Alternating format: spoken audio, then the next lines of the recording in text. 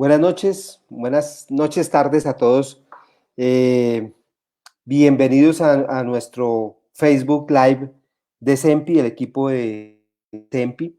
Hoy vamos a tratar un tema bastante complejo que lo vemos frecuentemente en nuestra consulta diaria, tanto en el área de neurología, de psiquiatría y de psicología, y es el tema de la salud mental de los niños y los adolescentes, eh, agravada mucho o comprometida en ciertos casos por este tema de la pandemia y del encierro. Entonces, es un tema que nos está preocupando bastante y que cada día va a ir empeorando porque pues los niños y los adolescentes les cuesta un poco más trabajo manejar el tema del tiempo, y que esto va a prolongarse de manera realmente indefinida. No tenemos claridad y eso nos está golpeando mucho. Adicionalmente que pues obviamente también a las familias nos está afectando bastante desde el punto de vista de emocionalidad. Les voy a presentar a nuestro grupo de hoy. Entonces, nos acompaña el doctor, empezamos por las chicas, perdónenme, la doctora Catalina Vázquez. La Catalina es psicóloga, especialista en psicología clínica y salud mental de la Universidad Pontificia Bolivariana, con experiencia en atención y psicológica dirigida a niños, adolescentes y familias. El doctor Ricardo Duarte, psicólogo de la Universidad Santo Tomás, con especialización en evaluación clínica y tratamiento de trastornos emocionales y afectivos, cursando maestría en psicología clínica, también con experiencia en trabajo de población vulnerable y trabajo desde la técnica de ABA. Y el doctor Cristóbal Restrepo, médico psiquiatra de la Universidad Pontificia Bolivariana, miembro del grupo de psiquiatría infantil y adolescente de CEMPI, con una amplia trayectoria en el área académica y docente. Entonces hoy tenemos un excelente grupo. Bienvenidos todos. Y bienvenidos entonces quienes nos están ya empezando a acompañar en este Facebook Live. Tema difícil, compañeros y doctora Catalina. Pero pues creo que tenemos que empezar por lo menos tratando de definir de alguna manera, que yo sé que es un poquito complejo, pero de alguna manera definir qué es salud mental, y sobre todo tratando de englobar la salud mental tanto del niño, del individuo, del niño y del adolescente, como también de la familia, del núcleo familiar, porque es todos los que nos estamos viendo afectados. Y siempre que se afecta el hijo o el niño, pues obviamente se compromete todo el grupo familiar, a diferencia a veces que cuando quien tiene el problema es el adulto, pues no necesariamente compromete a todo el grupo familiar. Empecemos por Ricardo, tratando de aclarar un poco o dando los primeros lineamientos de qué es salud mental para nosotros. Bien, buenas tardes, noches a todos. Pues yo quisiera empezar tal vez por una claridad o una observación. Normalmente cuando hablamos de salud mental estamos nos refiriendo al individuo, pero yo creo que este tema que está muy enfocado a los niños y adolescentes habla más de un sistema familiar, ¿no? Entonces yo hablaría de esa salud mental como esa capacidad de resiliencia y empoderamiento de las familias, y con estos mecanismos de afrontamiento efectivo para, como su nombre lo dice, afrontar las necesidades de la vida de una manera pues funcional. Obviamente en este periodo de cuarentena pues tenemos algunas dificultades a nivel familiar, un poco también lo que hemos discutido con el equipo, problemas de adaptación, problemas para manejar los tiempos, los compromisos, el tiempo de ocio, la comunicación, pues la tolerancia también entre los miembros de la familia, que ha afectado para bien o para mal todo este tema del bienestar que podemos sentir en la convivencia. Entonces, aunque no todo el panorama es negativo, hay personas que han reportado que han mejorado sus relaciones, que se han mostrado más unidos. Sin embargo, hay otros que se han mostrado la dificultad, la irritabilidad, el problema en el manejo comportamental, emocional e incluso de las actividades. Entonces, creo que es importante hacer esa invitación también a percibir las cosas también como un todo, y tener en cuenta que finalmente cuando hablamos de familia, pues mis acciones también afectan al otro que tengo al lado.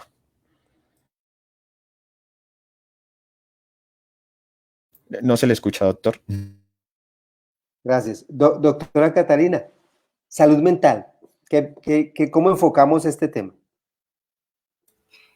Bueno, empecemos por entenderla.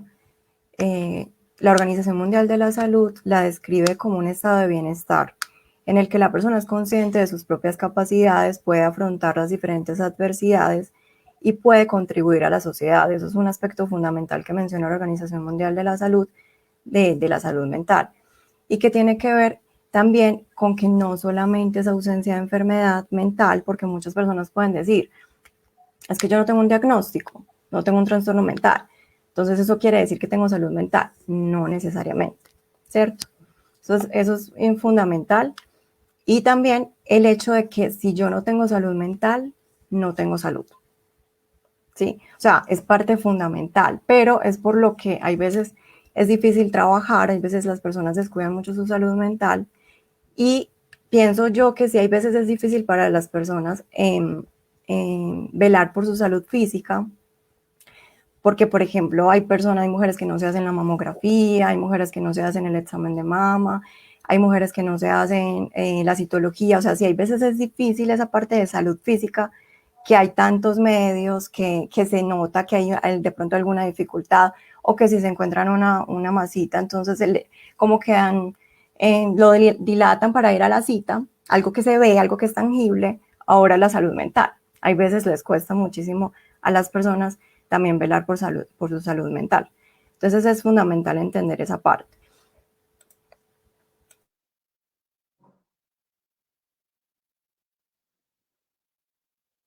Se nos fue Catalina, apagó el micrófono. Bueno, No te escuchamos la última parte, Catalina.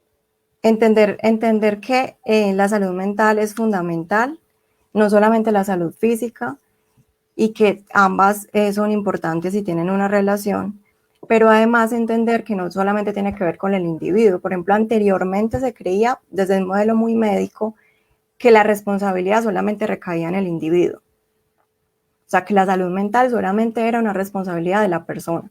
Pero en realidad la salud mental también tiene que ver con esa parte social, con esa parte política, con esa comunidad. Influye muchísimo también el sector, pues, donde se vive, si hay alguna complicación médica, todos esos factores influyen porque es multicausal, entonces tiene que ver con lo socioeconómico, tiene que ver con la parte familiar, tiene que ver con la parte individual. Entonces es fundamental ese proceso de la organización, pues de la salud mental. Excelente. Doctor Cristóbal, Catalina acabó de tocar un término bien interesante y que creo que nos afecta con frecuencia, y es que hay muchos mitos. Las familias o las personas en general, cuando se les habla de salud mental, inmediatamente piensan en que tienen una enfermedad como tal de origen mental. Son muy reacios en general cuando vemos los niños, los adolescentes, para asistir a la consulta de psiquiatría, porque está el concepto de que mejor me voy con el psicólogo, mejor que me atienda el psicólogo, porque el psiquiatra es para locos, ¿sí? Sí. ¿Qué nos comentas un poquito para empezar a desmitificar también ese concepto de salud mental que muy bien nos expresó ahorita Catalina y Ricardo, pero desde el punto de psiquiatría, ¿cómo desmitificamos la salud mental en niños y adolescentes? Sí, yo creo que el principal problema, como usted lo dice, doctor Carreño, es tener en mente como que solamente puede haber dos cosas, como también lo mencionaba pues previamente Catalina, que generalmente se piensa que hay salud mental y enfermedad mental, y que estos son como dos polos opuestos.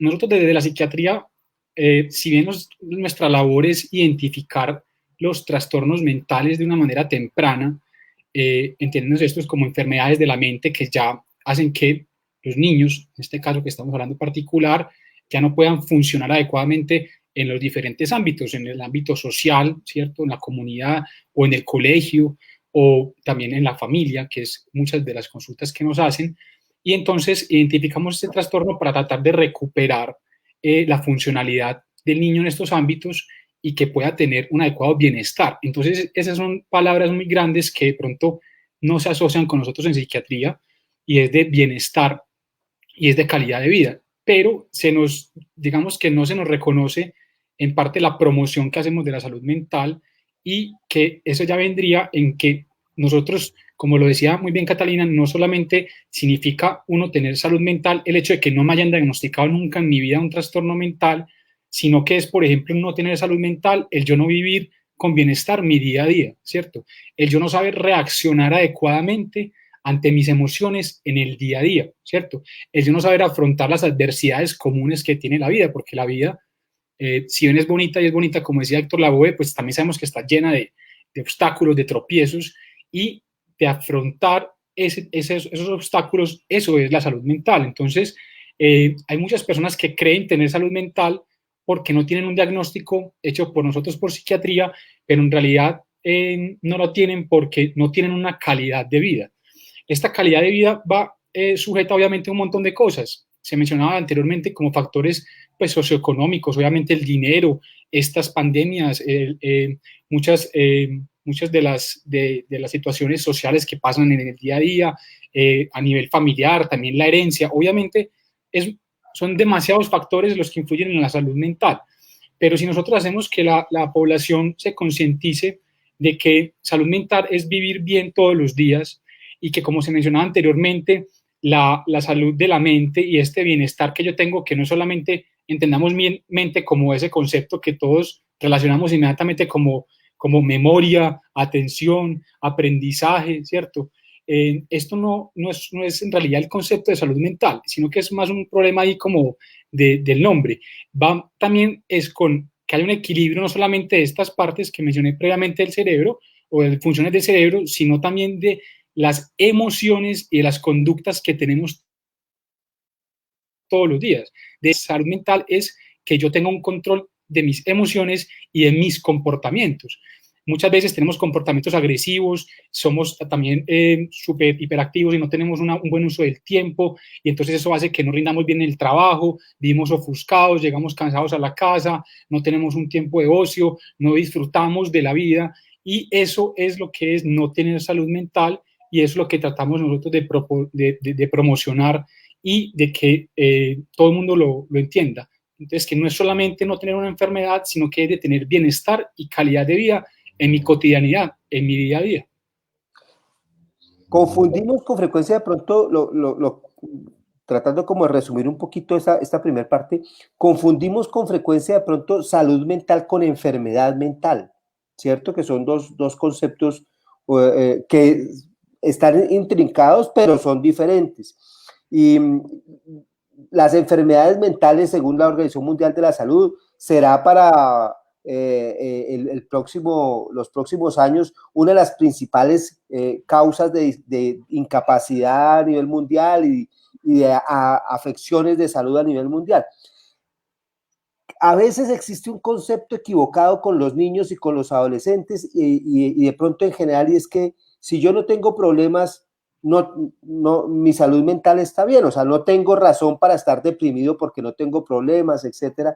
¿Qué tanto de pronto hay factores facilitadores o factores protectores para que vayamos generando en los niños una capacidad de tener una buena salud mental, pero enseñándoles a enfrentar problemas? Es muy frecuente, y sobre todo en esta pandemia, que tratemos de quitarles los problemas, que no se enfrenten a situaciones adversas, y eso puede estar generándoles una limitación o una incapacidad para enfrentar los problemas que, como decía Cristóbal, se presentan. La vida es así, la vida es muy bonita, pero está llena de dificultades. ¿Ustedes qué creen que podríamos hablar de factores de riesgo? ¿Cuáles son los factores de riesgo para que los niños y los adolescentes tengan condiciones de salud mental? ¿Cuáles serían en el conocimiento nuestro las principales alteraciones de salud mental, para irle poniendo un nombre, digámoslo así, a las situaciones que vemos con frecuencia en la consulta y que probablemente en las casas las familias estén viviendo? Y finalmente, ¿cuáles serían los protectores en salud mental en la infancia? ¿Cómo podríamos reforzar como como sociedad, ni siquiera como familia, sino como sociedad, para que los niños vayan creciendo con una mejor calidad de vida y una mejor salud mental? Catalina, empecemos por ti si quieres. Bueno, como aclaremos también qué es factor de riesgo. Factor de riesgo es como toda situación o condición que hace que aumente más la probabilidad de sufrir una enfermedad o algún problema de salud. Entonces es como el que le da el empujoncito para que no sufra ese problema de salud. Hay unos factores de riesgo en la infancia que tienen mucho que ver con esa parte social, pero mucho más la familiar. Por ejemplo, haber atravesado una pérdida, un abandono, pero mal tramitado, no pues que cualquier persona que fue abandonada entonces es un riesgo como tal, pero cuando es mal tramitado, un duelo, por ejemplo, cuando hay maltrato, sea un castigo físico, sea castigo psicológico, cuando hay consumo de sustancias en los padres, cuando hay divorcios y también mal tramitados, mal manejados, esos son factores de riesgo que influyen muchísimo. Por ejemplo, también cuando hay límites poco claros en la crianza, cuando hay límites difusos, cuando hay negligencia, esos son factores de riesgo. Y los factores protectores son esas condiciones que hacen que la persona pueda lidiar mucho más fácil con esas situaciones adversas que se presentan, porque se van a presentar. Entonces lo que hacen es mitigar los factores de riesgo. Esos factores protectores en la familia tienen que ver con la crianza, con el, por ejemplo, el respeto, la atención, el validar las emociones de los niños, el permitir la expresión emocional. Cuando estamos hablando de salud mental, el doctor Cristóbal lo mencionó muy bien, también se trata mucho la parte emocional, ¿cierto? Es fundamental. Entonces la expresión emocional desde pequeñitos, porque a veces se cree desde el desconocimiento que la infancia es un momento, un periodo donde está prohibido sentir enojo. Entonces me pone enojada. Y no, eso hace parte fundamental del ser humano. Entonces es un factor protector que les permitamos esa expresión emocional, que le pongamos nombre a esa emoción, que le enseñemos eso es lo que tú sientes y lo sientes por esto, vamos a canalizar esa emoción, cómo hacemos para que nos sintamos un poquito mejor o para resolverlo. Un vínculo seguro, un apego seguro es un factor protector. Teniendo en cuenta un apego seguro es encontrar pues tener una figura de referencia, que casi siempre son pues, los papás, el cuidador, que genera seguridad, que sabe el niño que puede explorar el mundo, pero que va a encontrar a quien le va a generar seguridad. Que si me pasa algo, entonces yo sé que puedo contar con esa persona, pero que no me limita. Esos son algunos de los factores protectores.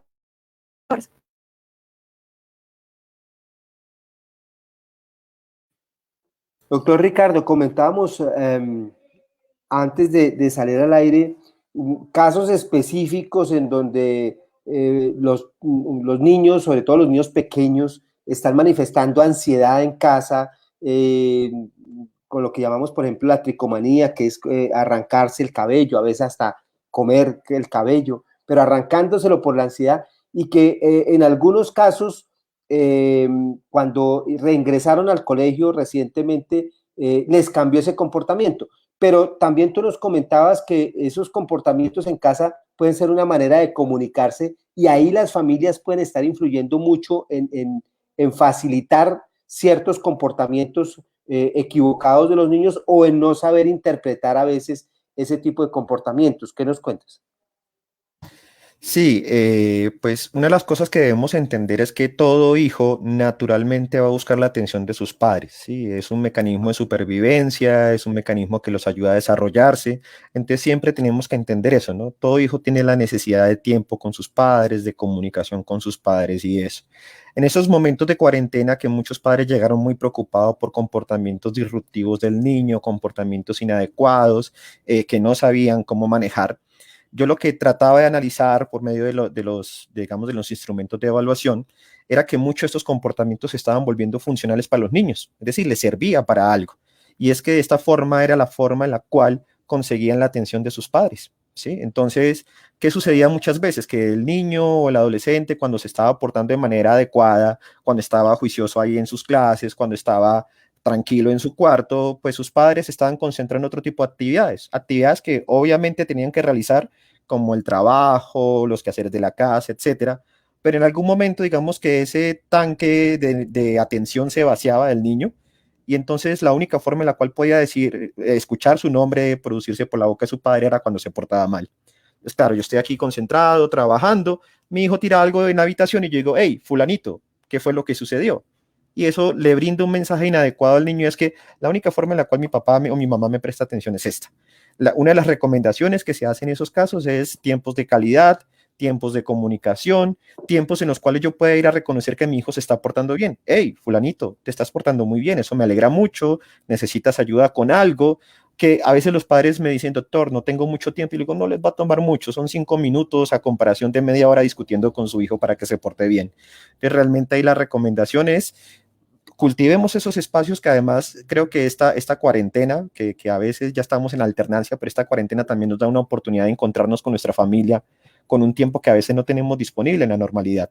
Entonces la idea es eso, tiempos de calidad, no solamente ver televisión, porque eso a veces yo siento que no es compartir, o no solamente en el tiempo de comer, que también siento que sí, estamos comiendo, pero no es el punto de encuentro con el otro, ¿no?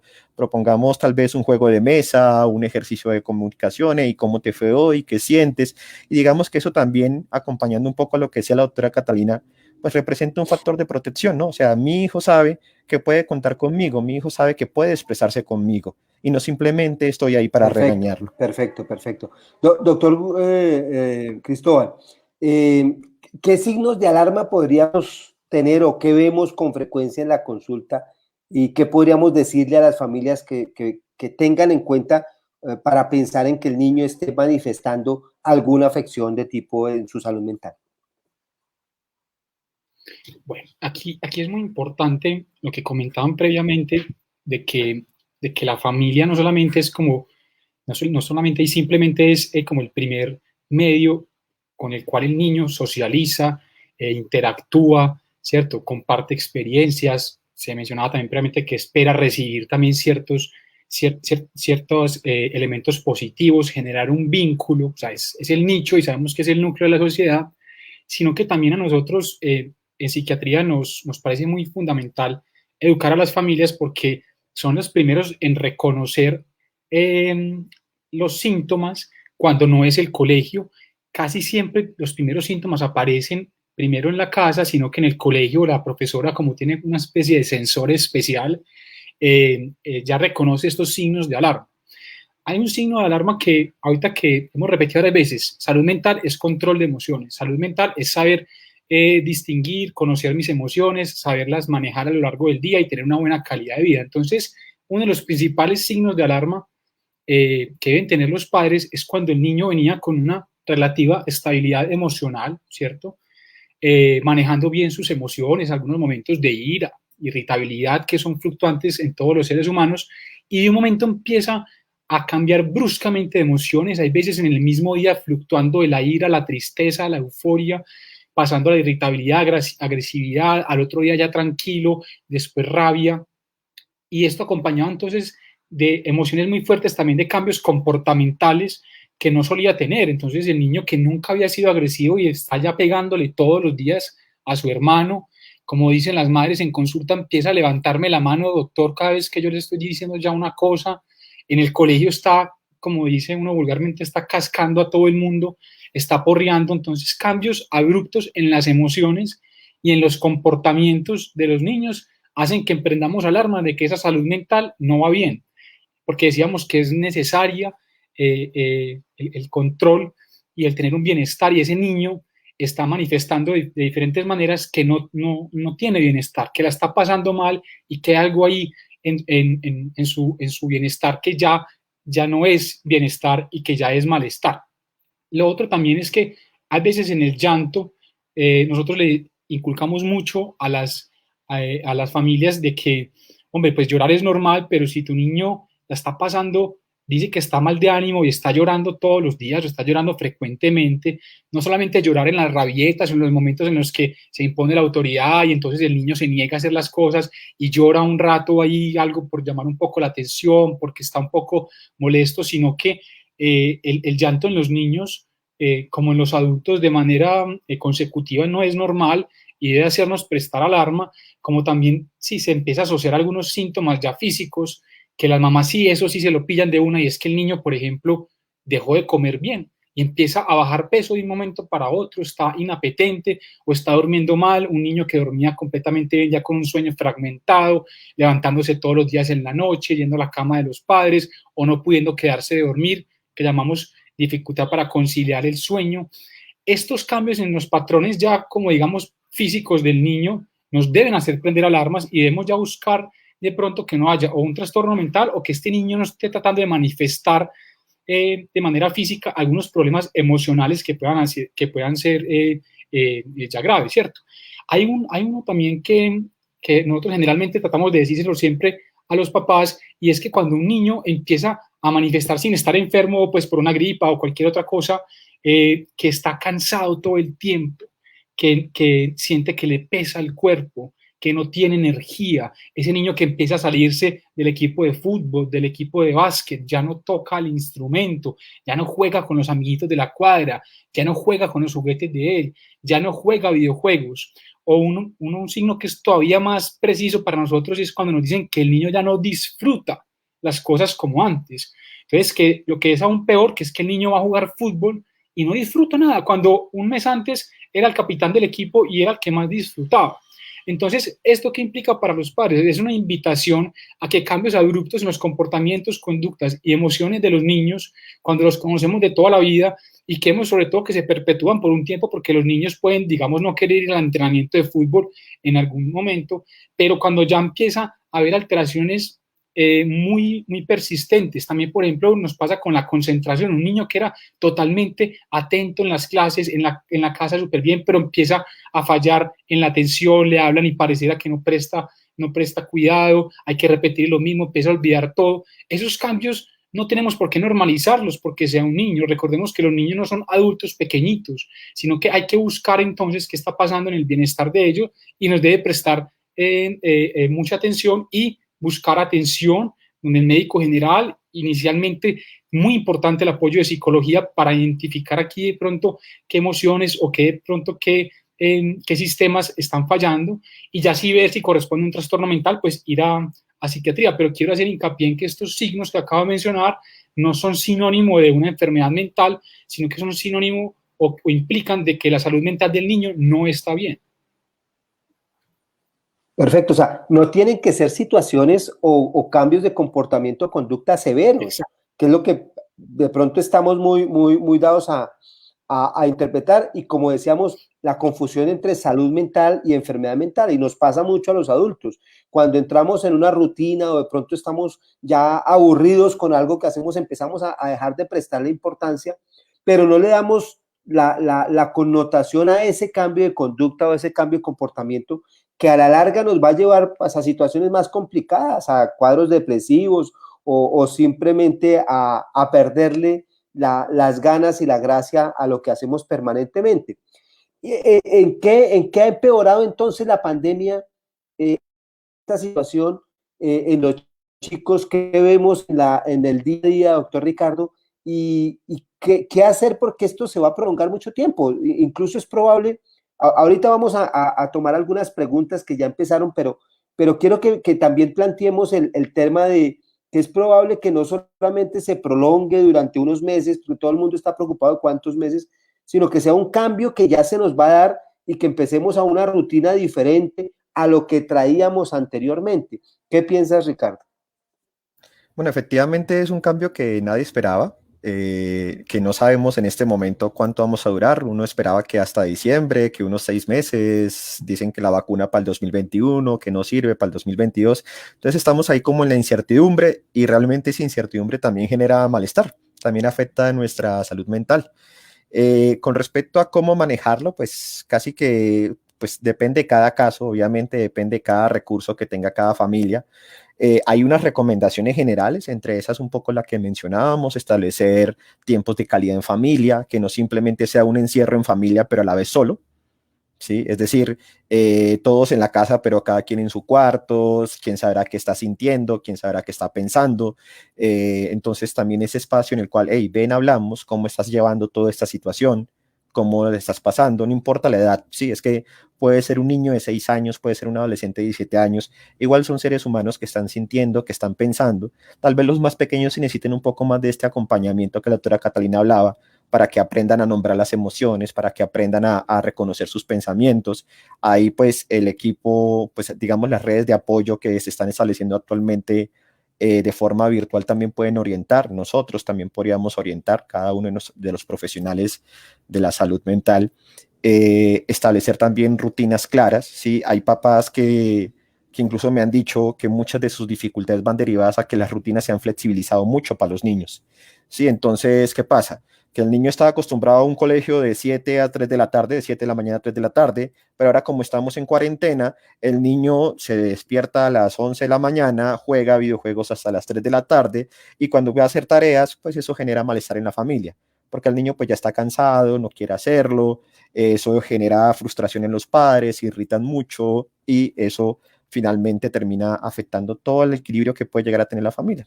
Entonces, digamos que para concretar un poco la idea, la intención es establecer tiempos de calidad, tiempos de comunicación y una estructura clara y funcional en la familia.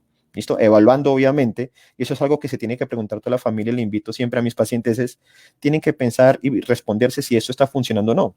Porque es que si el malestar sigue una y otra vez y usted sigue implementando la misma estrategia, pues claramente hay algo que no está funcionando y hay que reevaluar y seguramente modificar. Perfecto. Estos tiempos de calidad o tiempo de actividades en familia con los hijos, uno creería que le ayudan más al hijo, pero muchas veces, y me lo decía un padre, tratando de darle ese tiempo al hijo dentro de la dificultad del trabajo en casa también, encontró que pues eso lo ayuda a su propia salud mental. O sea, esos ratos de esparcimiento son necesarios. Porque, doctora Catalina, el adulto se agota también y nos estamos agotando de la cotidianidad, pero en esta época de pandemia el agotamiento sin duda es mayor, se perdieron los horarios laborales, se perdieron los horarios en general. ¿Estos tiempos ayudan más al niño o al cuidador? O a ambos. A ambos, sí, es muy importante. Estos espacios de ocio, de juego, son fundamentales. La gente subestima mucho el juego. O sea, no sé, los papás a veces dicen, ay, pero es que quiere mantenerse jugando, pero es un niño. Y el juego es fundamental en ese proceso. El juego permite muchísimas cosas, permite que el niño se distraiga, que el niño disminuya la ansiedad, los niveles de ansiedad que puede tener el niño. El juego le permite a él también la imaginación. El juego permite generar un vínculo. Cuando hablamos ahorita del vínculo seguro, es la mejor herramienta que uno tiene para conectarse con un niño, es el juego, ¿cierto? Por eso nosotros los terapeutas utilizamos también tantos juegos, precisamente porque es una manera de generar confianza con él. Permite muchísimo el aprendizaje. El juego permite incluso trabajar mucho la tolerancia a la frustración. Por ejemplo, los juegos de mesa. Hay muchos papás que dicen, no, es que yo no juego con él ningún juego de mesa, porque es que se enoja, cuando pierde se enoja. Entonces le guardan todos los juegos de mesa, o sea que el niño nunca va a aprender a tolerar la frustración, porque se los guarda. Todo eso permite el juego, al niño y al papá. Hay algunos papás que les cuesta mucho jugar con los niños o tener esos espacios como de comunicación con los niños, porque nunca lo hicieron con ellos. Hay papás incluso que han llorado en consulta porque tienen ese bloqueo, porque nunca lo hicieron, o les tocó trabajar desde muy pequeñitos, o sea que no pudieron ser niños. Entonces ahora que tienen hijos les cuesta mucho hacer ese ejercicio de venir a inventarme un juego con el niño. Pero el juego es fundamental. Incluso es fundamental mucho más cuando no se dirige, sino cuando yo me tiro al suelo, voy a jugar con él como si fuera un niño más y disfrutarlo cuando es un poco más libre. Y hablando también de la salud mental, como conectándolo un poco con esto del juego, los papás muchas veces velan mucho más por la salud mental de los niños que por su propia salud mental. Lastimosamente, cuando es tan importante la salud mental del cuidador. Esto es como cuando uno va en un vuelo, que antes de despegar, la auxiliar de vuelo da todas las recomendaciones y dice que en caso de perder presión va a caer una máscara de oxígeno y que la recomendación para las personas que tienen niños a cargo es que se pongan primero la máscara a ellos, no que le pongan primero la máscara al niño. ¿Por qué? Porque si yo le pongo la máscara primero a mi hijo, entonces me puede pasar algo a mí, o sea, puedo perder el oxígeno, desmayarme, y ¿quién va a cuidar a mi hijo? Eso es la salud mental. La salud mental es que yo primero me tengo que cuidar para cuidar también de otros. Y eso muchas veces se les olvida a los papás. También, ¿por qué? Porque nunca los educaron para ello. Entonces, por eso es tan importante estos encuentros. Es muy valioso que los papás hagan un ejercicio, o los cuidadores, porque no siempre son los papás, de autoconocimiento. Y eso hace parte de la salud mental. De mirar si hay algo en el niño que me está generando un recuerdo de mi infancia. Porque eso pasa, ¿cierto? Si estoy perdiendo pues el control de la situación, o si quiero tener todo bajo control porque es que cuando era chiquita fue así, fue muy autoritaria, o si mi crianza fue muy permisiva, entonces yo, por ejemplo, no quiero que mi hija sea así, o al contrario, si fue muy autoritaria, entonces yo le doy más libertad a mi hija. O sea, todo eso influye en la crianza y por ende en la salud mental. Entonces el autoconocimiento, también definir como espacios para los papás. Y yo sé que muchas veces es muy complejo porque pues hay muchos roles que asumen los cuidadores, pero es necesario un espacio en el que se diga, que sea ese oxígeno del que hablamos ahorita, que sea como ese oxígeno de microacciones, de, bueno, hace rato que no hablo con mis amigas, o hace rato que no salgo a jugar fútbol, o hace rato que no voy a... El mero hecho de poder conversar. Entonces, sí es importante toda esa parte de salud mental y del juego. Entonces, al mismo tiempo, ese espacio en el que yo me siento con mi hijo para jugar es una manera también de salirme de la realidad. Tratar en serio de conectarme con eso y no estar pensando y todo lo que tengo que hacer. Tengo que hacer el almuerzo, tengo que ir a hacer el informe, hay que disfrutar ese espacio. Y sí, es importantísimo para ambos. Perfecto, sí, lo que tú dices, no nos educaron a manejar nuestra propia salud mental y es difícil, si un padre no tiene tranquilidad, no sabe manejar sus dificultades, difícilmente va a poder orientar al hijo para que lo haga, ¿cierto? Vamos a contestar algunas preguntas, ir contestando al doctor Cristóbal aquí. Ruth Cecilia Castañeda nos hace una pregunta y es, si la salud mental se va perdiendo con la edad, o es el entorno y la forma de vida que conllevamos que nos llevan a perderla.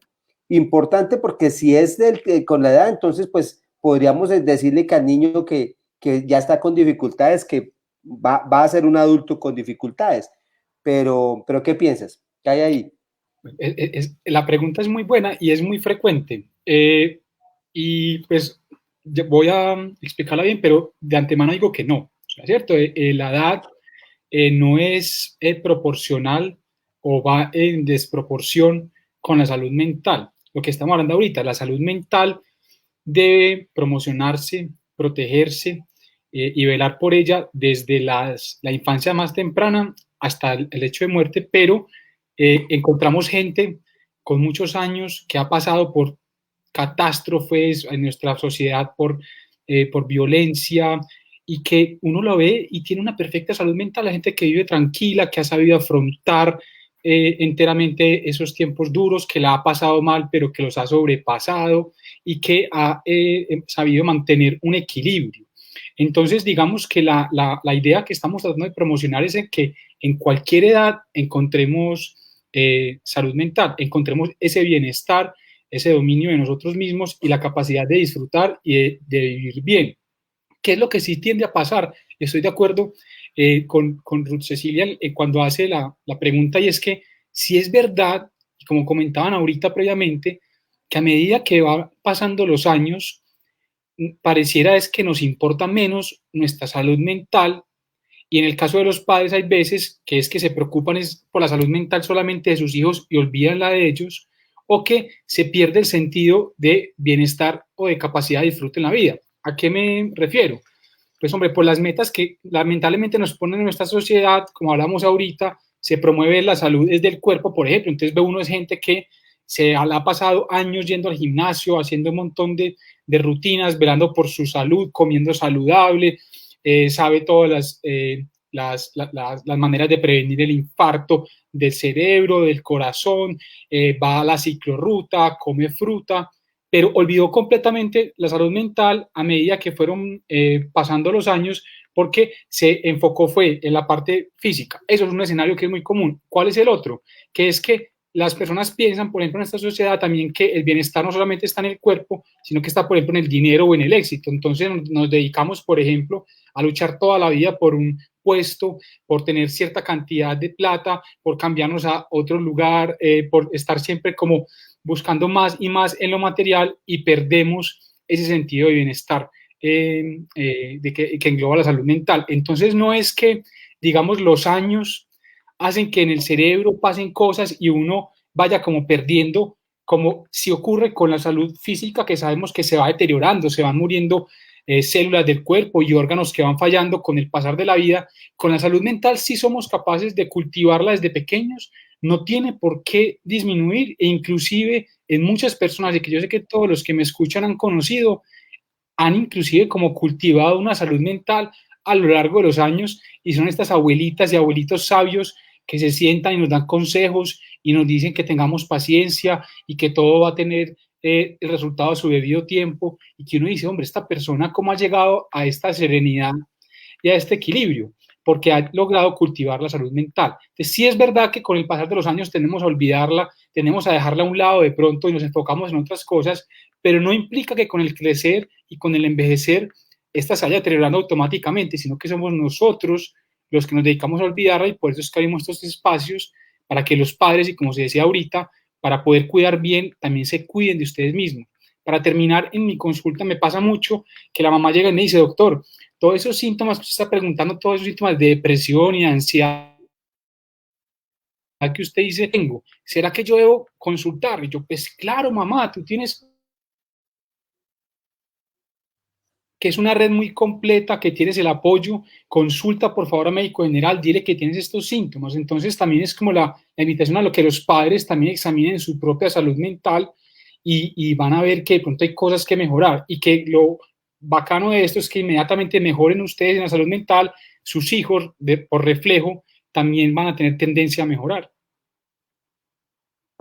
Sí, tocaste un tema importante, y es que para el mismo sistema de salud o para los mismos miembros del área de salud, como que no le damos tampoco la importancia a esta bienestar mental. Y es frecuente que las personas se quejen que van a la consulta con esos síntomas y pues nunca les ponen mayor cuidado porque físicamente están bien.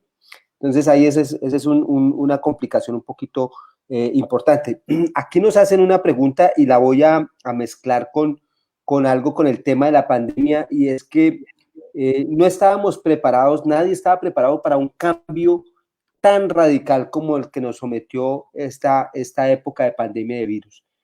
¿Cómo ayudarles a los chicos a manejar y a enfrentar los cambios? No solamente estos cambios que nos conlleva una situación radical y súbita, sino en general los cambios. Esta pandemia puede ser un ejemplo incluso para que les ayudemos a manejar los cambios. ¿Qué piensas, Ricardo, al respecto? Bueno, un poco lo que, complementando más bien lo que decimos todos acá, yo diría que la principal estrategia para ayudarles a afrontar estos cambios es el acompañamiento, ¿sí? Pero ese acompañamiento tiene que estar acompañado de una comunicación asertiva, una comunicación posibilitadora, una comunicación que genere confianza y seguridad en los niños, ¿sí? Y sobre todo también mostrándoles por medio del ejemplo, ¿sí? O sea, un padre no puede esperar que su hijo se regule emocionalmente cuando él aún tiene dificultades para regular sus emociones, ¿sí? Y casi que este es un poco también el trabajo cuando trabajamos con niños, ¿sí? Identificar también cómo los padres gestionan sus emociones para podérselas enseñar a sus hijos. ¿Cómo podría yo sentarme con mi hijo y explicarles cómo yo manejo mi ira, cómo yo manejo mi ansiedad, cómo yo manejo mi tristeza, cómo yo manejo un cambio, ¿sí? Y le muestro por medio de ejemplo y por medio de la comunicación cuál sería un mecanismo efectivo para esto, ¿sí? Esto también retomando un poquito la teoría del apego que menciona la doctora Catalina, eso es como enseñarle a bailar a un hijo, ¿sí? O sea, primero lo pruebo conmigo, ¿sí? Y después mi hijo, en la medida que va creciendo, va bailando con otras personas acorde a como yo le voy enseñando. Al menos van a tener unas bases claras de cómo empezar a manejarlo en su vida. Entonces, sería acompañamiento, comunicación y ejemplo. Perfecto. Pero nos hacen una pregunta bien interesante, complementaria a esto, y es, ¿qué pasa con los chicos que tienen, que no hablan, que tienen una dificultad en el lenguaje o en la expresión? ¿Cómo ayudarles a que manejen las emociones cuando tienen esa dificultad? Esa es una pregunta que nos hace Mile Cardona. Listo. Ricardo, y luego Catalina, a ver qué nos recomienda. Ahí es importante también comprender que a pesar de que este chico no habla, sí se comunica, ¿sí? Y esa forma de comunicación, aunque tal vez no sea muy similar a la que nosotros manejamos en este momento, podemos aprender a comprenderla, ¿sí? Entonces, por ejemplo, claro, un chico que no habla, puede ser que lo mostremos, que lo veamos irritado y todas esas cosas, y ahí es donde tenemos que empezar a identificar patrones, ¿sí? Por ejemplo, yo veo que este chico, cada vez que la mamá se va de la casa, el niño empieza a llorar. Dice, ok, es su forma de comunicarme, me siento triste porque te vas. Sí, es un chico también que cada vez que le digo vamos a entrar a las clases, entonces el niño se altera, o a la terapia virtual o la clase virtual, entonces el niño se altera, se tira al piso y todo. Es su forma también de comunicar. Hay algo acá que no me gusta, ¿sí? Una vez comprendiendo eso, uno puede empezar a gestionar todo el ambiente alrededor del niño para generarle una seguridad diferente. Entonces ahí nuevamente retomo el tema de las rutinas, de las estructuras, de la anticipación también, porque el hecho de que no hable el niño no significa que no me entienda cuando yo le hablo, ¿sí? O al menos que perciba el tono de voz con el cual estoy hablando, ¿sí? Es más, hay niños no verbales que son muy sensibles a la expresión no verbal o a la expresión facial de sus padres. Entonces, el simple hecho de arrugar la cara es algo que incluso los puede alterar. Entonces, también una recomendación para los padres de niños verbales y no verbales es mantener la calma. Sé que a veces es difícil y ante eso ustedes también deben ser sinceros. Tal vez ustedes no pueden con la situación y tengan que pedirle ayuda a un familiar que esté más regulado que ustedes, o también tienen derecho de decir, espérame un momento, yo también estoy alterado, ¿sí? Voy a calmarme, o ven y nos calmamos los dos con un ejercicio de respiración, un ejercicio, no sé, venga y nos echamos un baño, venga y nos damos una vuelta, nos calmamos y ya hablamos de esto, ¿te parece? Eso también es adecuado y eso también es parte de la comunicación, y además le estamos dando un ejemplo al niño de cómo manejar esa situación más adelante cuando le suceda a él también, en vez de entrar a gritos y todas esas cosas. En el caso de un niño no verbal, sigue siendo la misma estrategia. Ven y nos damos una vuelta, ven y usamos un masaje, ven y te baño, ven y te explico las cosas con calmas, incluso antes de que pase, ¿sí? Al principio es un poco complicado, lo sé, al principio mientras se acostumbran van a seguir estos comportamientos inadecuados, pero poco a poco van a entender que la rutina es la misma y eso le va a permitir generar ese proceso de anticipación. Perfecto. Doctora Catalina, y extendiéndolo un poco más, por ejemplo, a los adolescentes, en donde no es que no hablen, sino que no manifiestan sus emociones. Los adolescentes son muy cerrados, digamos, a su situación. Muchas veces tienen problemas delicados, problemas en su entorno de grupo, de amigos, de colegio, pero no manifiestan. ¿Cómo puede hacer un padre o unos padres para ayudarle a manejar esas emocionalidad cuando el adolescente no la manifiesta, no la expresa, no tiene esa comunicación que comentaba, no se comunican, pero acá es que el adolescente no se está comunicando, que es muy frecuente propio de la edad. Ajá. O en ocasiones sí lo expresan o dicen algo como una indirecta, pero los papás no los escuchan. Pues también puede pasar y entonces ya se sienten como, ay, no, que, pues, ¿para qué digo si no me escuchan?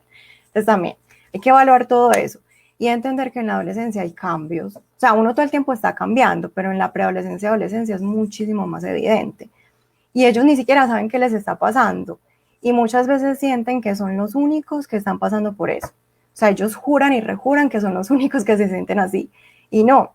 Entonces también es bueno como entender que ellos también se preocupan.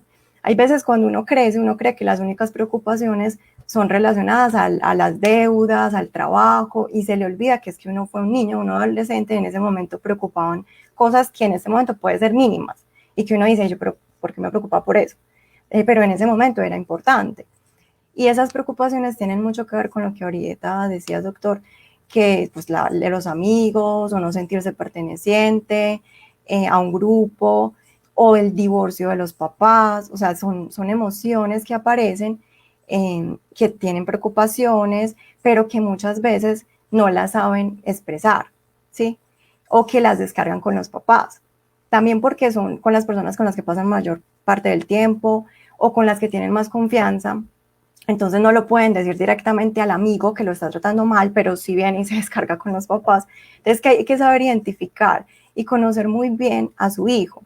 Y eso es desde pequeñitos. Entonces también, pues volviendo a la parte de gestión de emociones, desde chiquiticos. Pero nunca es tarde, nunca es tarde. Uno siempre puede aprender a mostrarle. Me puedo sentar con él, pero no una sentada programada. Ellos le huyen mucho de las sentadas programadas. Esa conversación más bien, vamos a hacer, pues vamos a montar bicicleta y vamos conversando. Entonces, bueno, le podemos mostrar lo que te está pasando, o sea, que los cambios que pues vienen con la adolescencia, lo que está sucediendo, que también lo vivimos. Le podemos contar experiencias, eso es fundamental. Y ya como que se abra la puertecita. Puede ser que en ese día no, pero de pronto la próxima semana sí, o sea, porque le dejé la puertecita abierta para que empiece la conversación y sepa, ay, yo como que puedo confiar en mi papá. Pero si de una como que me dice, no, es que ese profesor de matemáticas es que me la tiene montada, y si el papá le dice, no, pero es que vos también sos muy, el otro día tan grosero, ya cerró la puerta, ¿cierto? Entonces es importante facilitar esa comunicación con los adolescentes, enseñarles a expresar sus emociones, no tomarse todo personal, porque eso pasa mucho con los papás, con los cuidadores, que entonces me miró feo, o sea, hizo así y ya, o sea, ya es un desafío y muchas veces no es eso. La mayoría de personas lo hicimos en algún momento y si no lo hicimos enfrente, lo hicimos por detrás, pensando como, ay, mi papá, ¿cierto? Eso es natural, normal. Entonces no hay que tomarse todo personal, porque hay muchas cosas simplemente que tienen que ver con la edad, con esos cambios, ¿sí? Facilitar como esa comunicación. Ya volvemos con el doctor Ricardo, Cristóbal. Vuelvo un momentico con Ricardo para retomar lo que comentaba Catalina. A veces necesitamos los padres como un intérprete, ¿sí? Cuando vamos a la consulta y llevamos nuestros chicos a la consulta de psicología, es muy frecuente que el psicólogo trabaje o la psicóloga trabaje con el chico 1, 2, 3, 10, 5 sesiones, pero a veces el del problema soy yo, el padre que no sabe identificar o que no sabe manejar. Necesito que ese psicólogo o la psicóloga trabaje un poco conmigo y sea mi intérprete de cómo reconocer ciertas conductas en el chico y poderlas manejar. Criar es muy difícil, yo creo que es una de las tareas más complicadas que puede haber por diferente cada chico. ¿Qué piensas, Ricardo? ¿Cómo podemos ayudarles a los padres a gestionar esta emocionalidad, a interpretar en los niños o en los adolescentes, que son épocas muy diferentes, pero sobre todo el adolescente que es tan cerrado? ¿Cómo podemos interpretar y ayudarles a los padres a que manejen esa emocionalidad y para que manejen, para que redondees el tema de la ansiedad? ¿Cómo manejar la ansiedad con los chicos? Listo. Uno tiene que comprender cuando llega un niño a la consulta, sí, es que uno está evaluando, trabajando más bien como una red, como una telaraña, ¿no? En donde todas las personas de esa familia están conectadas y todo lo que le pasa a uno afecta a la otra, ¿sí?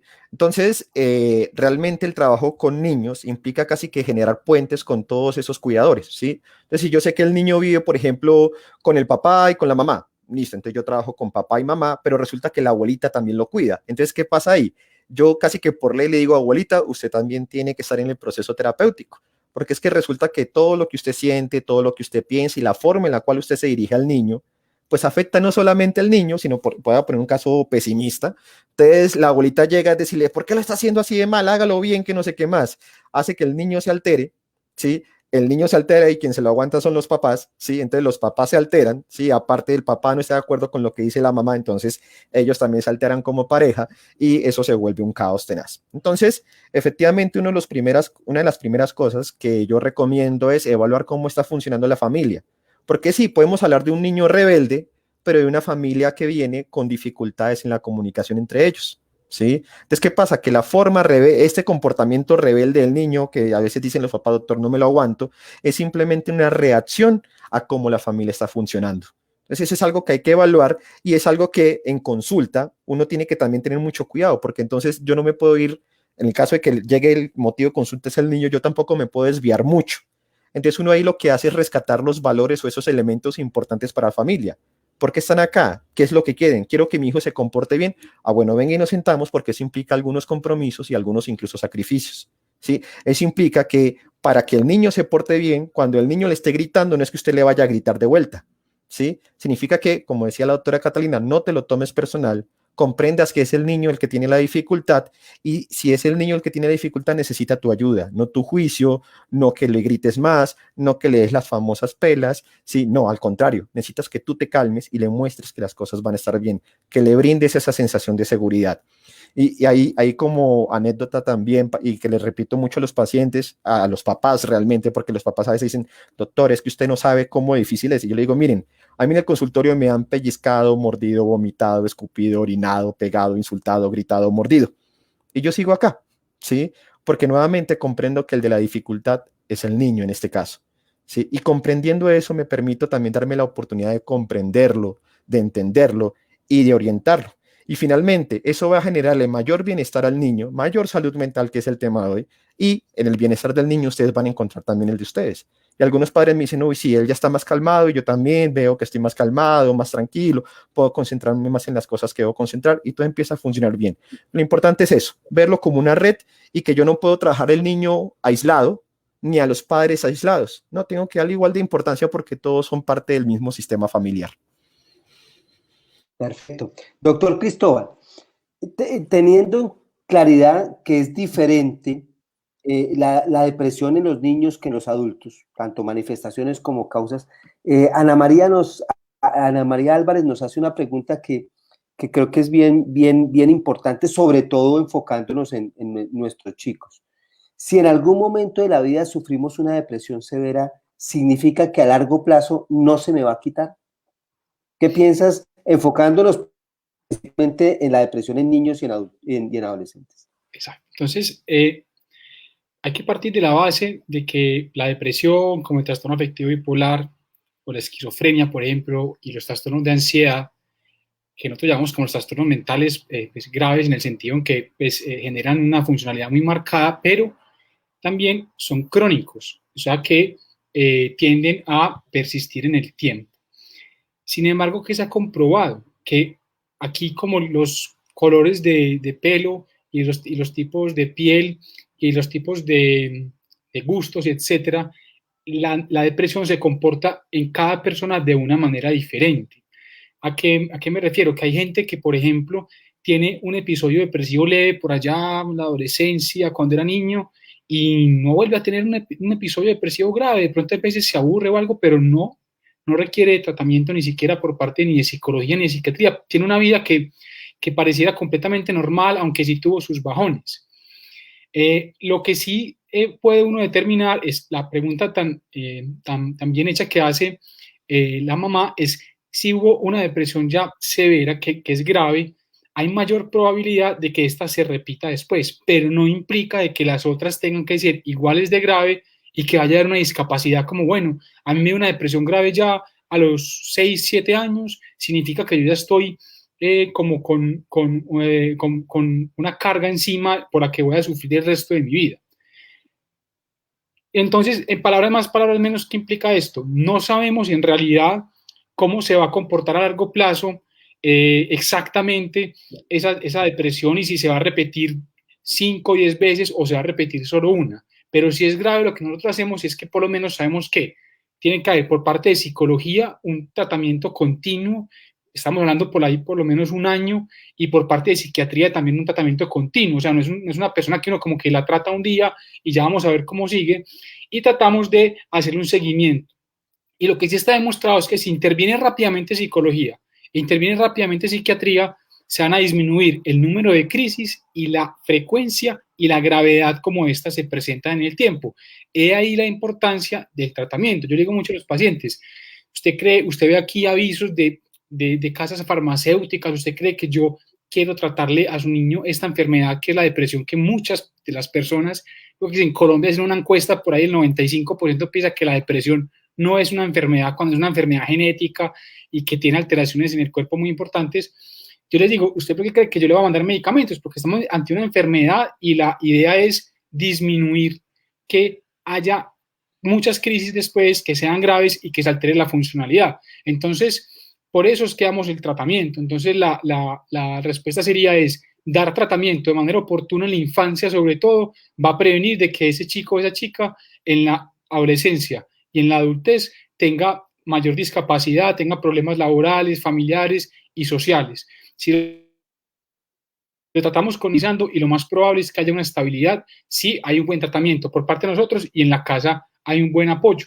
Entonces no quiere decir que por el hecho de que yo tuve un episodio grave en la infancia, el resto de mi vida voy a estar sujeto a depresiones continuas y a pasarla mal. Sí implica que tengo que estar muy pendiente de la salud mental de ese chico y acompañarlo, y muy importante es que una vez se quita la depresión, identificar, ahorita habla mucho de autoconocimiento de los padres, por ejemplo, reflejados en los niños. Es muy importante, yo le enseño a los padres, es papá, viste que ya se recuperó de la depresión grave, recuerda muy bien todos esos síntomas, lo de la pérdida del apetito, que se dormía durante todo el día, que dejó de ir a los partidos de fútbol, que decía que se quería morir. Recuerda todos esos síntomas por si vuelven a aparecer para que los abordemos de manera rápida. Entonces, eso es lo importante, que los papás entiendan los síntomas de la enfermedad y que haga un tratamiento a largo plazo. Perfecto. Y también va a depender de la causa, ¿no? Porque a veces yo puedo tener una depresión grave por una causa que es manejable, ¿sí? Es transitoria. Resuelta la causa, puede mejorar mucho la situación. Una pregunta de Luisa Fernanda Patiño. ¿Cómo explicarle a un niño, aquí está para Ricardo, para los tres, pero Ricardo, Catalina, cómo explicarle a un niño en el tiempo de estudio, en tiempo de diversión, cuando no acatan lo que nosotros decimos? Es muy frecuente que esta sea la inquietud de los padres, no es que a mí no me hace caso, ¿sí? Como si fuera una directriz que tengo que cumplir, y no, probablemente que no supe dar la instrucción o que no supe transmitir la situación. ¿Qué hacemos en este caso, Ricardo? Bueno, esto también es una queja muy común cuando estamos iniciando procesos, ¿no? El niño no me hace caso, yo por más que le digo doctor, y le digo, y le digo, y le digo, no me hace caso. Y cuando uno hace la evaluación, sí, nuevamente esa evaluación que yo invito siempre a identificar patrones, la mamá o el papá le repite la instrucción, recoge los juguetes, o haz las tareas, o tómate la sopa. Y empiezan después con la amenaza. Si no lo haces, te voy a castigar con esto. Si no lo haces, te voy a castigar con aquello. Y el niño empieza a discutir y ahí empezamos como a romper un poco esos límites y esos roles, esa forma de comunicarme efectiva, donde yo me igualo en autoridad con el niño, y al final lo peor de todo es que no cumplimos con la consecuencia prometida, ¿sí? O jugamos o nos engañamos también, ¿no? Entonces yo le pido 30,000 veces al niño que haga las tareas, sí, que no es tiempo de jugar y está ahí jugando en el computador, en el play, en el celular, sí, se lo pido 30,000 veces. El niño después de 3 horas deja de jugar y hace las tareas y yo digo, me hizo caso. Entonces ya no hay castigo, sí, ya no hay consecuencia. Y como no hay consecuencia, realmente el niño lo que aprende es: yo se la puedo montar a mi mamá, yo se la puedo montar a mi papá, haciendo lo que quiero. Al final, pues les doy contentillo y no hay consecuencia. Entonces me quedé bien librado de la situación. Entonces, la recomendación ahí para la señora Luisa, ¿sí?, es poner una coherencia en la crianza, ¿sí? Dejar las normas también bien claras, ¿sí? Si es esto lo que se tiene que hacer, pues habrá que hacerlo. Y algunos papás entonces me dicen: doctor, entonces tengo que exigirle a las malas. Yo la verdad les recomiendo que no. Yo casi que les digo: miren, yo lo haría de esta manera. Es como: hijo, fulanito, tienes que hacer las tareas. Mamá, no las quiero hacer. Bueno, está bien, no las hagas, ¿sí? Entonces, ¿voy a jugar computador? No, porque no has hecho las tareas, ¿sí? No, porque no has tendido la cama. Cuando tiendas la cama podrás tener acceso a tus recompensas. Ojo con eso, porque también a veces se malinterpreta. Entonces, no, entonces lo puede hacer cuando quiera. Pues tampoco, porque si hay una instrucción, pues tendrá que cumplir en ese momento, si no, la consecuencia está clara. Voy a salir, no, porque no hiciste caso. Entonces ya voy a hacer caso para salir. No, pues tienes que hacer caso, pero ya no puedes salir porque no hiciste caso. Pues incumpliste la norma, incumpliste la orden, no me respetaste como autoridad.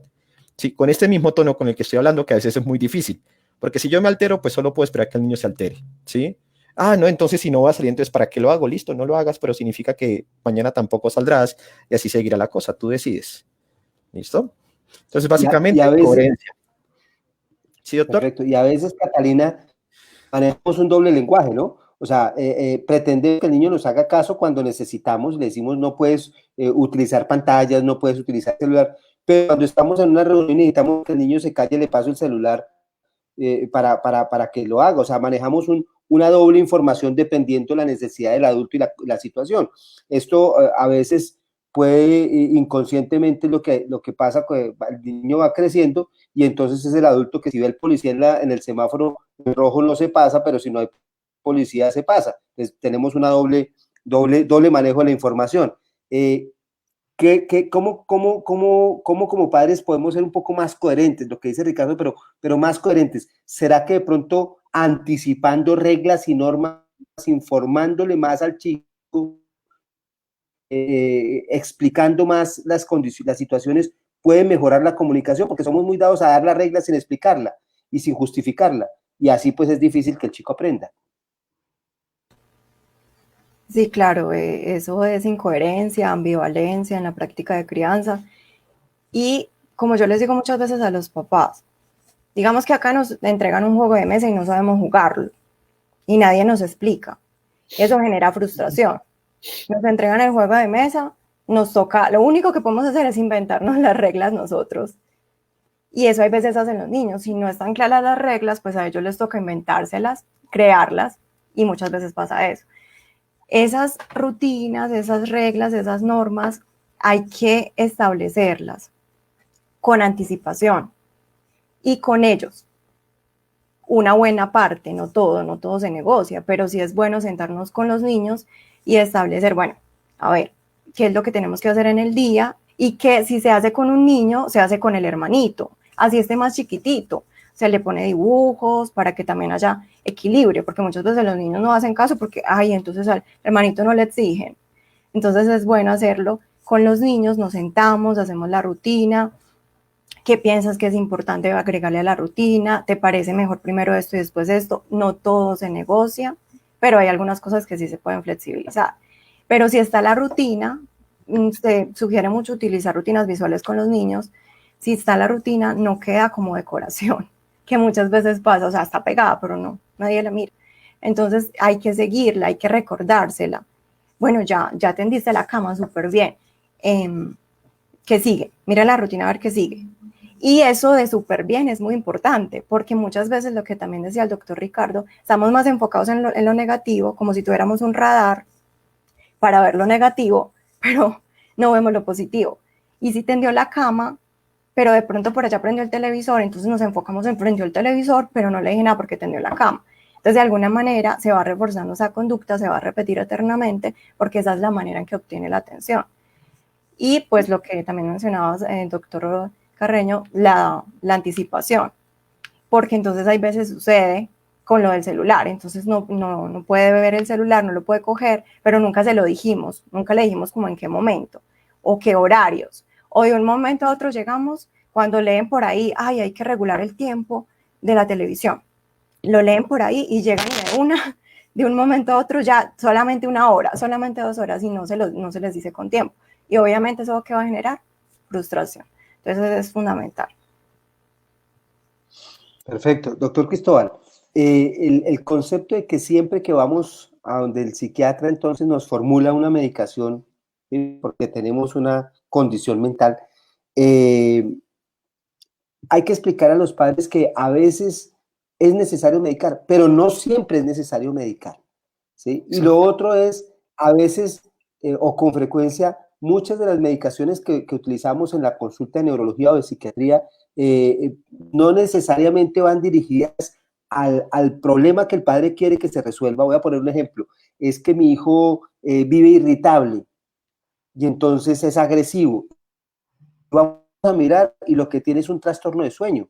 Y entonces lo que tenemos que regular es el trastorno de sueño. Coméntanos un poquito los temas, la importancia del sueño en la salud mental de los chicos y dos, cómo podemos ayudar a veces con medicación, cuándo está indicado medicar en general el tema de manejo de psiquiatría a los chicos cuando estamos tratando de ayudarles a mejorar su salud mental.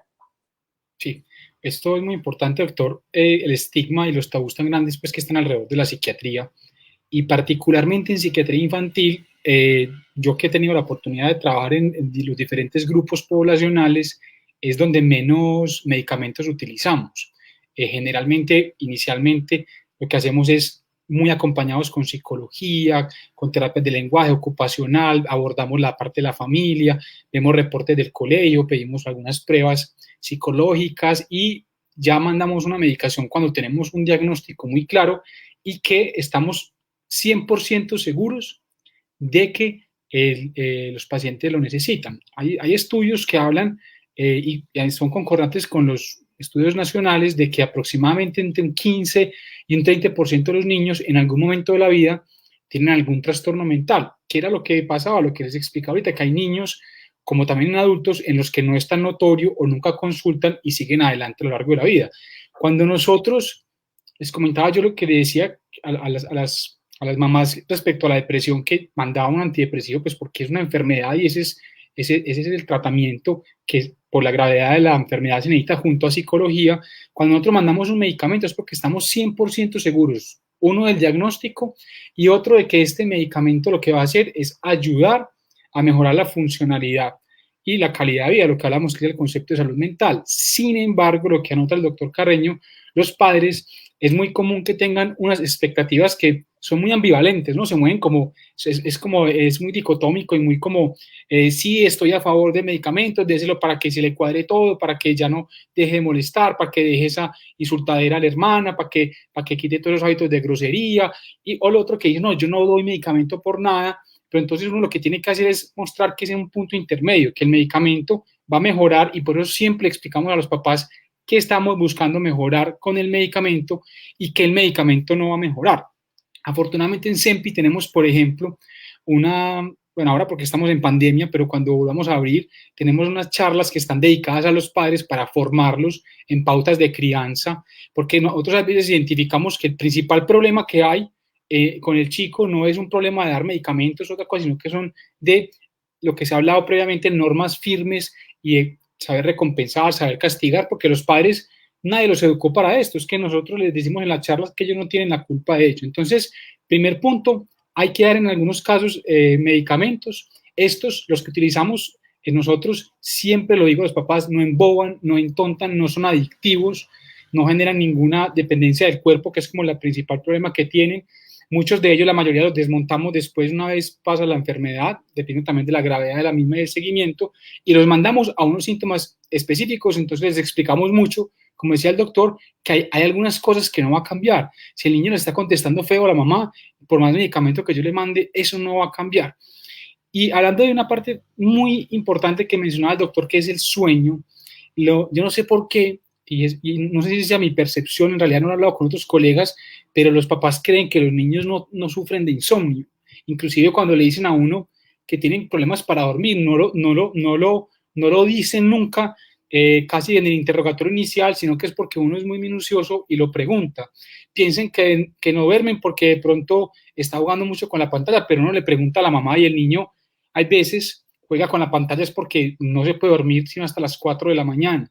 ¿Qué pasa? Que me decía el doctor que apuntara a esto y me imagino que va dirigido a la importancia del sueño y es que yo siempre le digo a los papás, papá, mamá, si este muchacho no logramos que duerma, ninguna depresión y ninguna ansiedad se le va a quitar o se le va a disminuir. El insomnio es parte de los criterios que nosotros utilizamos para diagnosticar tanto la ansiedad como la depresión, o sea, hace parte de la misma enfermedad. Primero, o lo que decía el doctor Carreño es chicos con trastornos del sueño que venían perfectamente conductualmente en su concentración en el colegio, no eran irritables, eran niños tranquilos, no se preocupaban, tienen un trastorno del sueño que tiene que ir a estudiarse directamente, como tenemos el equipo de sueño en CEMPI, y vemos que esas falencias en el sueño provocan o inician, ¿cierto? Desencadenan inclusive trastornos mentales. Entonces la invitación es a los padres a que si el niño no duerme bien, eso no es normal, es como si usted también no durmiera bien y hay que manejarlo, y hay que estudiarlo y hay que prestarle atención. Simplemente les hago un llamado a todos los papás que tengan niños con trastornos del sueño no graves, o sea, que se demoren unas horas en dormir, que haya problemas para la hora de llevarlos a la cama, que revisen en índices de higiene del sueño, en las que son 10 o máximo 15, que se hace un hincapié en cosas muy simples del día a día que podemos hacer para cambiar de la rutina que tienen los chicos, de organizar la cama, de minimizar el tiempo en pantallas, de que no coman antes de irse a dormir y otro montón de cosas que por las guías que hay internacionales del sueño, con solo intervenir en eso, muchas veces mejora el sueño. Entonces, para que lo tengan en cuenta y le den importancia al sueño. Excelente. Sí, respondiste una pregunta que nos hace Ruth Cecilia Castañeda, en donde pregunta si las medicaciones que utilizamos pueden crear dependencia con el tiempo. Ya comentabas que en general la gran mayoría, por no decir que todas las medicaciones que utilizamos con los chicos en el área de psiquiatría no generan dependencia. En el área de psiquiatría yo le digo a los papás y siempre se los digo, ninguno de los medicamentos que utilizan en psiquiatría de infantil produce dependencia. Entonces ellos ya, bueno, quedan un poco más tranquilos. ¿Qué es lo que pasa? Y voy a ser muy específico con esto. Los papás piensan que dependencia es que, por ejemplo, la pregunta que hacía la mamá de ahorita, mi niño tuvo una depresión grave, entonces, ¿cómo hace el tratamiento? Que si toda la vida, ¿qué pasa? Hay veces los niños llegan y mejoran de la depresión grave, ahí mismo ya empiezan otra vez a ir al fútbol contentos, ya no lloran, ya están activos, el sueño normal. ¿Y qué es lo que hace el papá? Inmediatamente quita la medicación. Y yo siempre he dicho, la medicación es como un paraguas, no es de generar dependencia, sino que siempre lo tienes ahí por si en algún momento tiene una crisis depresiva, ansiosa, lo que sea, te va a cubrir. ¿Qué pasa si tú de un momento para otro botas ese paraguas y lo tiras por ahí? Que 5 o 10 días después, porque decimos que es una enfermedad crónica, va a haber una crisis depresiva, nos va a coger sin paraguas y ese niño tiene una crisis tremenda. Obviamente yo entiendo que el papá o la mamá y en desconocimiento de esto lo que va a interpretar es, sí, doctor, yo dejé la medicación y mire cómo se puso, la peor crisis de su vida. Pero no es porque genere dependencia, sino porque le estás quitando un factor que lo protege de las crisis. Entonces, ninguno de los medicamentos de nosotros genera una dependencia física que implique que el papá o la mamá, yo le digo inclusive hay veces, si quiere quítelo en algún momento, un fin de semana o algo y ensaye, mire que el niño no va a sudar ni se va a sentir mal, o sea, no generan ninguna dependencia del cuerpo al medicamento. De pronto es la suspensión temprana antes del momento adecuado. Hay momentos adecuados para suspender la medicación y cuando este momento llega y se suspende, pues sabemos lo que estamos terminando y estamos, cuando uno habla sobre estos temas, como que se va emocionando y hay muchas preguntas todavía por contestar. Vamos apenas a tratar de contestar dos últimas preguntas. Catalina, nos pregunta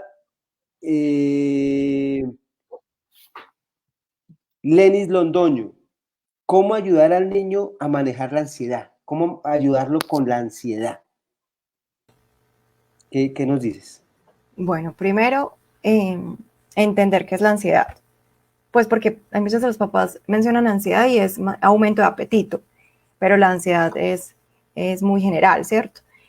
Entonces, que los papás también comprendan qué es eso de ansiedad. La ansiedad, yo muchas veces se los explico a los niños como si hubiera una ansiedad buena, o sea, una ansiedad amiga y una ansiedad enemiga. Esa ansiedad amiga es la que todos los seres humanos neurobiológicamente sentimos y necesitamos sentir. O sea, es la que me está como alertando de que algo está pasando, de que hay un peligro que es real y que tengo que hacer algo. Y un peligro puede ser un examen y tengo que estudiar, o un peligro puede ser que empiece a temblar y tengo que hacer algo. Entonces, alerta al cuerpo para poder ya tomar las medidas y protegerme y sobrevivir. O sea, tiene la plena funcionalidad de sobrevivir. Esa es la ansiedad amiga. Yo les digo a los niños, esa es la ansiedad amiga, esa bienvenida sea. Pero hay veces la ansiedad es enemiga. Desaparece como en momentos en que no tiene que aparecer y de una forma muy intensa. Y nos hace creer cosas que no son ciertas o nos hace exagerar. O sea, nos hace como agrandar el peligro y creer que somos poquita cosita y que no podemos con eso. Entonces, primero es que los cuidadores lo entiendan para que no crean como que, ay, entonces mi niño nunca puede sentir ansiedad. No, tiene que sentir ansiedad, hace parte de ser humano. O sea, es un reflejo de que está vivo, ¿cierto? Pero ya cuando se presentan algunas condiciones, ya hay que mirar qué tipo de ansiedad, o sea, si le está generando ansiedad la parte social o le está generando ansiedad, por ejemplo, la parte escolar. Entonces hay que verificar. También la crianza tiene que ver. Siempre vamos a hablar de la crianza porque la sobreprotección, por ejemplo, está muy asociada a la ansiedad. Entonces, ¿cierto? Meterlo como en esa burbujita, como si el mundo fuera peligroso y no se lo decimos, de pronto no se lo decimos con palabras, pero sí con actos. Entonces no te metas allá, entonces no se meta en esa piscina que está muy grande, muy honda, o simplemente el hecho de hacerle todo, eso también es sobreprotección. Y eso genera baja autoconfianza, autoeficacia. Entonces, primero evaluar esa parte, si estoy siendo muy sobreprotectora, sobreprotector, si le hago todo, si no lo dejo confiar en él, o si de pronto también hay unos antecedentes genéticos, ¿cierto? Si hay alguna historia de trastornos de ansiedad en la familia, eso siempre hay que evaluarlo. Si hay algún detonante, porque puede ser simplemente que esté pasando o atravesando en alguna situación específica que genera ansiedad, como en cualquier persona. Si de pronto hay un asunto escolar, entonces también es ahí hablar con el niño, preguntarle, poder como mostrarle si lo que le genera ansiedad es la parte, o sea, por ejemplo, exponer. Entonces mostrarle también que a medida que lo evita, más ansiedad le va a generar. O sea, así funciona la ansiedad. Entre más evita eso que genera ansiedad, la ansiedad más va a aumentar, porque le vamos enseñando al cerebro que supuestamente eso sí es peligroso y que nunca lo vamos a enfrentar. Entonces, esas serían como unas recomendaciones como para el manejo de la ansiedad de los niños. Perfecto. Son cosas naturales, o sea, la parte de una buena salud mental es aprender a manejar y enfrentar la vida y las cosas cotidianas que nos van a generar ansiedad, problemas leves, problemas graves. Lo normal. Vamos a responder una última pregunta, doctor Ricardo, y ya cerramos entre todos con unas recomendaciones pandemia y post, entre comillas, post pandemia, recomendaciones para ayudar a mejorar o a mantener una adecuada y buena salud mental de los chicos. Doctor Ricardo, Eliana Osa nos pregunta, ¿cómo ayudarlos cuando tienen sentimientos de culpabilidad? Y es muy frecuente porque pues, el niño vive rodeado de situaciones que pueden hacerlo estar en un momento de culpabilidad, porque rompió algo, porque tropezó y empujó al hermanito, o en general temas que pueden llevarlo a sentimientos de culpabilidad. ¿Qué nos recomiendas? Listo, pues en el caso de la culpa, pues en niños habría que evaluar específicamente qué es lo que le está causando, ¿no? Como tú dices, una cosa es romper un plato, otra cosa es tal vez pegarle al papá o a la mamá, ¿sí? Ahí yo vuelvo a recordar más bien es cuál es el objetivo que queremos encontrar en el momento de manejar esta culpa, ¿sí? Tal vez le quiero enseñar una nueva lección a mi hijo de cómo podría hacer las cosas de manera diferente. La culpa incluso podría ser un recurso el cual puedo utilizar para volverlo positivo, ¿sí? ¿Cómo lo podemos hacer? Con una comunicación nuevamente adecuada en el cual yo comprendo a mi hijo, ¿sí? Es más, la estrategia que recomiendo mucho es validación, ¿sí? Donde yo primero me voy a comprender a mi hijo qué fue lo que pasó, por qué lo hiciste, qué fueron las cosas que te llevaron a hacer esas acciones, ¿sí? Una vez que yo comprendo a mi hijo, me voy a un segundo paso, que es conectarme emocionalmente con él. Es decir, claro, si yo estuviera en tu lugar, me sentiría y seguramente pensaría actuar igual. Ojo con eso, no significa que lo estoy promoviendo, no significa que le digo, claro, sigue haciéndolo, no, sino que estoy comprendiendo los motivos por el cual lo hizo, ¿sí? Y después de que yo me conecto emocional con él, le muestro que lo estoy comprendiendo. Ahí yo recomiendo parafraseo. Claro, yo entiendo que estabas allá jugando cuando llega tu hermanito y te molesta mucho y al final te da tanta rabia que al final le golpeaste. Entiendo que fue muy molesto para ti, entiendo que fue muy difícil para ti manejar esa situación. Ahora, ¿qué propones hacer? ¿Sí? ¿Qué alternativa podemos buscar juntos como familia? Si no es que yo me siento muy mal porque mi hermano está triste conmigo. Dale, acerquémonos a él, hablemos con él y le pedimos disculpas. No, me da miedo. Pongamos un caso de un niño que le puede generar miedo, le puede generar ansiedad. Entonces, dale, no te preocupes, yo te voy a acompañar, yo estoy aquí para apoyarte, ¿sí?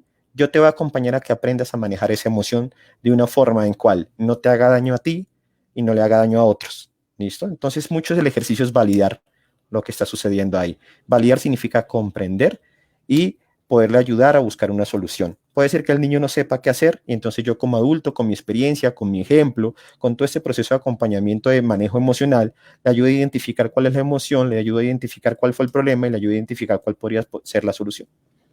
Perfecto. Muy bien, cerramos entonces con Ricardo, luego Catalina y Cristóbal. Unos tips, Ricardo, tips de cómo podemos ayudarle a nuestros chicos a mantener una buena salud mental. Listo, pues efectivamente es un tema muy amplio, ¿sí? Miren todo el tiempo que nos echamos aquí, podríamos echarnos varios días incluso hablando de esto. Lo principal yo diría que es comprender que estos chicos son un ser humano que tenemos ahí, tal vez quitarnos un poco esta idea de que son nuestros, ¿no? Los niños no son de nadie, los niños son de ellos mismos, ¿sí? También sienten, también experimentan, también piensan, y creo que tenemos que darnos la oportunidad de escuchar a ese ser que tenemos al frente. ¿Sí? Escucharlo, comprenderlo, entender por qué se está comportando de esta manera, por qué está pensando de esta manera, por qué está sintiendo de esta manera. Y una vez que lo entiendo, en vez de juzgarlo, atacarlo, en vez de mostrarme como un adversario, más bien mostrarme como un aliado, ¿sí? En el cual yo le digo, listo, juntos estamos en esto y juntos vamos a buscar una solución. Si ustedes como familia no tienen la solución, busquen un canal de ayuda, busquen una red de apoyo, ¿sí? Alguien que los pueda orientar. Sí, pues aquí estamos a la orden para hacernos propaganda un poco, ¿sí? Aquí estamos a la orden también para acompañarlos también en ese proceso de entrenamiento a padres, para que tengan las herramientas para poder ayudar a sus hijos a estar bien y para que ustedes también como familia lo estén. Perfecto. Catalina. Bueno, primero pues otra vez como la recomendación de cuidar la salud mental de los cuidadores, velar también por expresar esas emociones, o sea, siempre vamos a hablar de emociones, de mostrarle que se sienten, que es natural, que hacen parte de la vida, y encontrar como que específicamente al niño lo puede ayudar a canalizar esa emoción, al mismo tiempo con el ejemplo, ¿cierto? Permitir esos espacios de ocio, de juego que los mencionábamos también que son muy importantes, detectar esos signos de alarma, favorecer mucho la comunicación en familia y reconocer también las fallas que se tienen a nivel de familia porque no somos perfectos y no culpabilizar a otros. Siempre la profesora, no sé, el niño, la queja en el niño o el psicólogo que no lo hizo bien, o cierto, como disminuir también la queja en relación a eso y asumir también una responsabilidad para que el niño de esa manera también pueda mejorar. Perfecto, muchas gracias, doctor Cristóbal, para cerrar tus recomendaciones. Yo en primera instancia quiero recordar a los papás que si ustedes aprenden a manejar las emociones, a identificarlas y a conocerse ustedes mismos, van a poder identificarlas también, manejarlas y afrontarlas de manera correcta en los hijos. Entonces recordemos que salud mental es saber identificar mis emociones. Yo siempre le digo a los papás, hombre, unas veces lleva 2, 3 días que uno está bravo, irritable y no sabe por qué. Eso hay que buscarle una causa. Lo mismo pasa entonces con los hijos. Entonces, aprendamos a reconocer nuestras emociones y a reconocer las de ellos e inculcarles eso. Los niños aprenden, se ha hablado aquí mucho del ejemplo, ¿cierto? Los niños, incluyendo ahorita lo que se habla de los adolescentes, aunque siguen siendo y aunque nosotros como mamíferos que somos siempre en la etapa adolescente tiende a separarse un poco de los padres, nunca se pierde el vínculo y ese ejemplo que tenemos nosotros siempre los padres. Entonces, ser un buen ejemplo para los hijos, ¿qué implica esto? Implica que yo tengo que ser el adulto o yo tengo que ser el papá que yo hubiera querido tener. Yo siempre le digo a los papás, imagínese usted a los 7 años, usted cuando hacía esas rabietas y esas cosas, usted qué papá hubiera querido tener ahí y reaccionando de qué manera. O ya en lo mismo que ahora se hablaba de la adolescencia. Hombre, mi niño tiene, mi hijo, mi adolescente tiene problemas para hablar conmigo. Yo cuando era adolescente, cómo me hubiera gustado que mi papá me abordara, cómo me hubiera gustado que mi papá me hablara, cómo me hubiera gustado que mi papá me castigara, me premiara. Entonces, seamos ese adulto, ese padre que nosotros hubiéramos querido tener. Y que yo termino con una frase latina que siempre me gusta utilizar cuando hablo de salud mental y es que, bueno, 2 frases. Una que ahorita Catalina la mencionaba y es que como hablamos de que la sociedad ha olvidado y se ha relegado nada más al cuerpo, recordar que cuerpo ¿cierto? Y mente tienen que estar unidos y que se complementan, y por eso de esta manera uno no puede tener salud si la salud mental no está bien. Entonces no hay salud sin salud mental. Y hago énfasis en la frase latina, la frase romana, que es muy diciente, que todos conocemos, pero casi nadie practica, y que decía que tiene que haber mente sana en cuerpo sano. O sea, los dos tienen que estar sanos y los dos tienen que estar en comunión para que uno pueda tener una calidad de vida aceptable y una funcionalidad dentro de la sociedad. Excelente, excelente, ¿no? Lo que decía Ricardo, podemos hablar aquí muchas horas sobre un tema muy complejo. Tratamos de abordarlo en su globalidad, pero obviamente salud mental es primordial. Ricardo, Cristóbal, tienes toda la razón, no puede haber cuerpo sano sin mente sana y al contrario, obviamente. Bueno, muchísimas gracias a todos los que nos acompañaron esta noche, quienes hicieron sus preguntas, pues tratamos de contestarles lo mejor posible. Sigan, escríbanos a Soy Paciente Sempi, que trataremos de contestar las preguntas que nos envíen ahí. Y a ustedes, Ricardo, Catalina y Cristóbal, muchísimas gracias por habernos acompañado hoy y por trabajar todos los días en la mejora de la salud mental de nuestros chicos y adolescentes. Muchas gracias. Por la Que tengan invitación. buena noche. Gracias. Chao.